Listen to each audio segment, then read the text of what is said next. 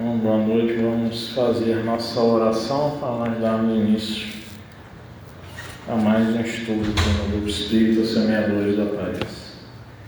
Deus, Senhor nosso, pedimos as Tuas bênçãos nesta hora, pedimos que nós possamos absorver as reflexões de mais este momento de estudo. Que o Senhor nos inspire e nos guarde, abençoando também as famílias aqui representadas. Assim seja.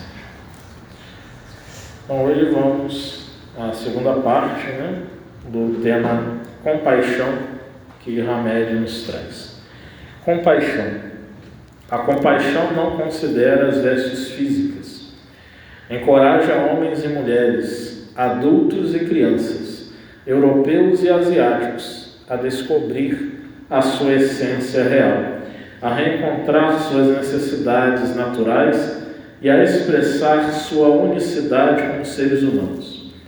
A partir daí, todos se favorecem, não apenas por terem maior liberdade de agir e pensar, mas também por terem autonomia de modificar suas vidas, modificando sua mentalidade.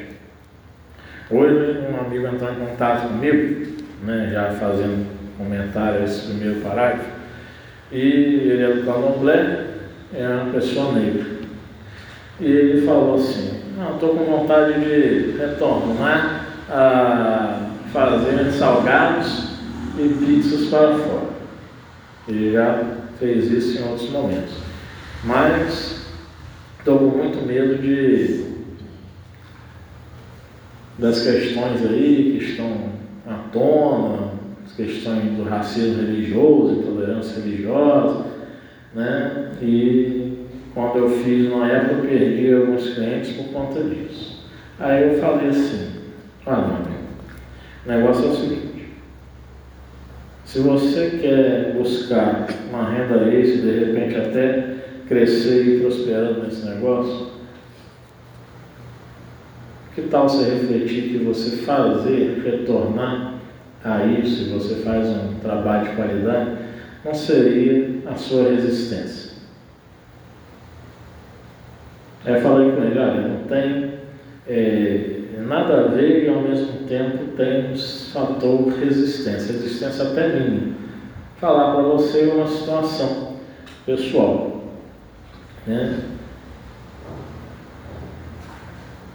Eu, dando aula de psicanálise, em mentoria para concurso, PJRJ, dei aula a dezenas de psicólogas e psicólogos. Eu sou psicanalista, não psicólogo. Aí vem muitas vezes, Bia, uma psicóloga, sabe disso, aquele preconceito, de o cara não é psicólogo, então ele não vai explanar devidamente, não sabe determinar, não sabe aprofundar, talvez. Por quê? Tem muitos cursos, realmente, até muitos pastores fazem 6 meses, o cara virou psicanalista. Não é assim, É um estudo profundo, leva 5 anos, entre estudo teórico, análise pessoal, está supervisionando. Eu passei por esse tripé, fiz isso, além de ter também, conhecimento em nível superior, que é uma das exigências, da quase totalidade das escolas de psicanálise no Brasil. Até porque uma pessoa com uma base de ensino médio fazer o refrão aqui no Brasil não vai conseguir. Só se uma pessoa realmente um potencial intelectual melhor, ou a pessoa buscar se esforçar bastante. E falei com ele. Ontem mesmo eu dei uma aula, uma live ao vivo, e a coordenadora de toda a mentoria colocou lá, depois o pessoal batendo palminha, colocando um coraçãozinho, nas palavras dela. Agradecemos ao mentor Leonardo a sua rica contribuição. Quer dizer, mostrei para mim, também para todas as outras pessoas ali, que quando você se dedica a uma área, você empreende nessa área, você se coloca, né, na disposição, por exemplo, como eu me coloquei, de transmitir o conhecimento psicanalítico. E você vai se colocar à disposição, meu amigo, por que não? De fazer seu salgado e suas pizzas, com o talento que você tem, e ver nichos diversos que você pode, né, buscar, né, sem já estar com a mente travada por conta de intolerância, por conta de racismo religioso. É preciso superar isso e superar fazendo. É preciso ter compaixão de si mesmo. E aí, eu falei disso que o Hamed fala aqui, né? Quando nós temos essa visão de igualdade do ser humano, todos se favorecem não apenas por terem uma liberdade de agir e pensar, mas também por terem autonomia de modificar suas vidas, modificando sua mentalidade. Não deixar que algo que passamos lá atrás nos aprisione e não nos permita fazer. Porque o que ele passou lá atrás não está mais ele permitindo, não está mais permitindo a ele, né? Está travando a ele de recomeçar. Então, buscarmos ter essa mudança, né? E o Hamed continua aqui. A compaixão e a sensibilidade são partes do amor cristão e ferramentas eficazes para entrarmos em contato com o que os outros sentem e escutá-los com atenção silenciosa. Só podemos expressar autêntica compaixão se utilizarmos uma atmosfera de aceitação e respeito pelas dificuldades alheias. Dessa maneira, podemos penetrar e tocar o espírito de outra pessoa. Quanto mais compaixão tivermos pelos outros, mais nossa visão de mundo se expandirá. Toda criatura digna tem como característica comum a compaixão. Que os antigos tenham visto no Senhor do Universo um Deus terrível, ciumento e vingativo, isso se concede. Na sua ignorância, emprestaram a divindade às paixões dos homens. Mas não está aí o Deus dos cristãos que coloca o amor, a caridade, a misericórdia, o esquecimento das ofensas no lugar das primeiras virtudes. Poderia ele próprio faltar às qualidades das quais faz um dever? Não há contradição em atribuir-lhe a bondade infinita e a vingança infinita? Dizeis que antes de tudo ele é justo e que o homem não compreende sua justiça, mas a justiça não exclui a bondade, e ele não seria bom se consagrasse penas horríveis, perpétuas, a maior parte de suas criaturas. Questão 1009 do Livro dos Espíritos. A resposta que os Espíritos deram a Kardec à pergunta, né? Segundo esse entendimento, as penas impostas não seriam jamais pela eternidade? E os Espíritos respondem, né? Aquilo que é lógico nós pensarmos, né? A justiça não exclui a bondade, e ele não seria bom se consagrasse penas horríveis, perpétuas, a maior parte das suas criaturas. Que se o inferno existisse, a maioria estaria nele, depois que morresse. A maioria estaria no inferno. Porque se fosse seguir o que é para seguir, para não estar no inferno, ia ser muito difícil nós termos aquela pessoa que iria estar seguindo, né, os 10 mandamentos ali, com toda a fidelidade do mundo. Continuando a leitura. Alguns dicionários oferecem as palavras pena e dó como vocábulos de significação semelhante ao termo compaixão. No entanto, há diferença considerável entre elas. A base do aspecto conceitual da pena e do dó tem profunda ligação com uma restrita forma de ver, ou seja, o sentimento do indivíduo estaria confinado a uma linha horizontal, enquanto a compaixão estaria vinculada a uma atuação vertical, isto é, a compaixão é um fator espiritual, que leva à solidariedade, leva a olhar nos outros como igual e a buscarmos entender que naquele momento a pessoa precisa do nosso auxílio, da nossa ajuda. Mas nós vamos dar a ela aquele apoio naquele momento, mas não vamos torná-la dependente de nós. Já a pessoa que nós temos pena, que nós temos dó, é o contrário, é vertical. É como se nós não tem espiritualidade aí. É como se nós disséssemos assim: tadinha dessa pessoa, né? Ela sempre vai precisar de mim ou de alguém para estar fazendo por ela. Nós não vamos colocar aquela pessoa num lugar que ela é capaz de fazer por si mesma.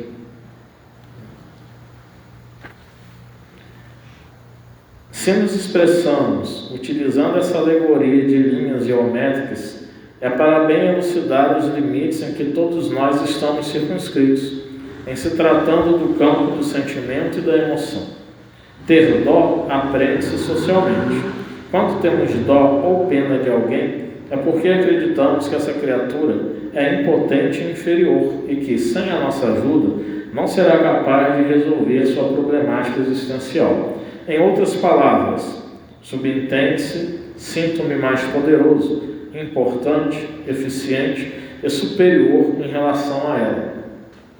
Por outro lado, o sentimento de compaixão provém das profundezas da alma, envolve o sofredor em um clima de generosidade, utilizando como forma de ajuda a solidariedade. Na atitude compassiva, a criatura vê o necessitado de igual para igual, sem nenhuma distinção, e percebe que ele precisa de uma mão amiga naquele momento circunstancial e aflitivo de sua vida. Ter compaixão é lembrar que a dor do outro poderia ser sua, é reconhecer o sofrimento do próximo e ajudá-lo a superar o momento difícil. A compaixão está intimamente ligada à ação. O grande pecado que ocorre nos dias atuais entre os povos e raças e, da mesma forma, em todas as áreas dos relacionamentos humanos, é a indiferença e a insensibilidade com a condição aflitiva dos seres humanos. A insensibilidade é a mais vil transgressão das leis naturais, porque ela corrói e destrói o modo solidário de ser e viver, não só em família, mas também em sociedade. A alegoria evangélica que o Mestre Jesus fez das sementes que caíram ao longo do caminho, entre os espinhos e sobre pedregulhos, nos faz recordar os relacionamentos que não germinam, sufocados pela frieza e pela superficialidade que frequentemente existem entre os seres humanos. Um olhar atencioso e um abraço carinhoso curam mais do que inúmeras caixas de remédios. O amor expressado dissipa toda e qualquer enfermidade. Aqui eu anotei palavras de Allan Kardec no capítulo 14, os fluidos, item 20, do seu livro A Gênese, que foi publicado em 1868. Ele diz o seguinte: quando se diz que um médico opera a cura de um doente por meio de boas palavras, enuncia-se uma verdade absoluta, pois que um pensamento bondoso traz consigo fluidos reparadores que atuam sobre o físico tanto quanto sobre o moral.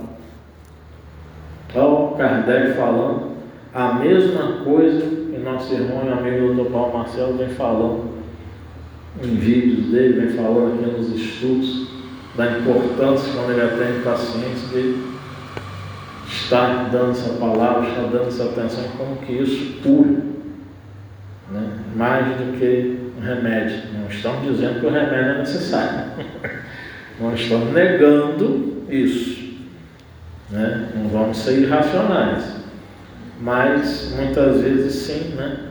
Para além do remédio, a atenção, a palavra, né? Atua de forma a trazer, né, reconforto e até cura, né, para aquela pessoa. E a insensibilidade é algo muito triste, né, a indiferença, né? Quando pessoas, né, por circunstâncias qualquer da vida, param de falar com a gente ou são diferentes à situação que nós estejamos vivendo e nós vamos falar com elas, e a gente percebe que elas são diferentes, realmente é muito duro, né? Isso. Por isso que aconteceu, há muitos anos atrás, aqui no Semeadores da Paz, em atendimentos fraternos, as pessoas vieram aqui falar, né? E aí eu fiquei observando. As pessoas vieram falar das suas dores, e a pessoa que estava entendendo, né? Isso ocorreu umas 2 vezes, começou a falar dos problemas dela para a pessoa. Está errado. Chamei a atenção, né? Depois eu conversei com a pessoa em particular e disse: olha, fulano,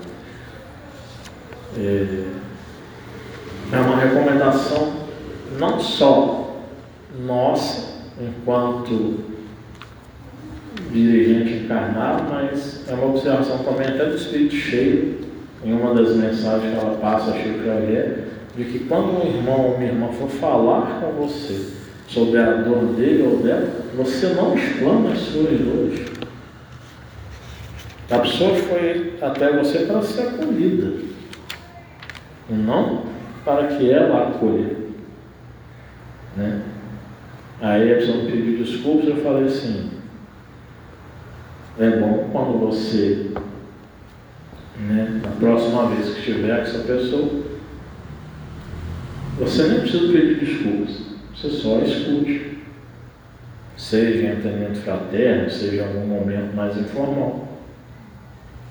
Você só escute, você mostra uma atitude diferenciada, e assim foi feito, e ela auxiliou depois, aquela pessoa. Porque no atendimento fraterno, ele é um aconselhamento, mas não é tanto um aconselhamento, ele é mais orientação. Escuta o caso da pessoa. É um caso de obsessão? Olha, vamos pegar seu nome e endereço, vamos colocar na reunião de obsessão. Olha, uma questão que nós estamos percebendo que a pessoa precisa de um acompanhamento médico ou um acompanhamento psicológico, ou os dois. Nós vamos indicar que a pessoa procure, Vamos procurar saber, perguntar, a pessoa já faz, para termos esse olhar, de que há diversos tipos de situações e diversas possibilidades de ajuda. Você está com uma questão que de repente pode um tratamento magnético auxiliar, vamos indicar a reunião de tratamento. Então há várias formas da gente auxiliar sem precisar falar muito, porque naquele momento a pessoa quer ser escutada. E no último parágrafo ele coloca aqui: através dos olhos da alma podemos identificar com maior nitidez as aflições e dores escondidas nos outros, e dessa forma reconfortá-los ou acalentá-los com os braços da compaixão. O que são os olhos da alma? É o olhar para o outro com um olhar de compaixão, com um olhar para além da matéria. É olhar para o outro com um olhar de sensibilidade. É isso.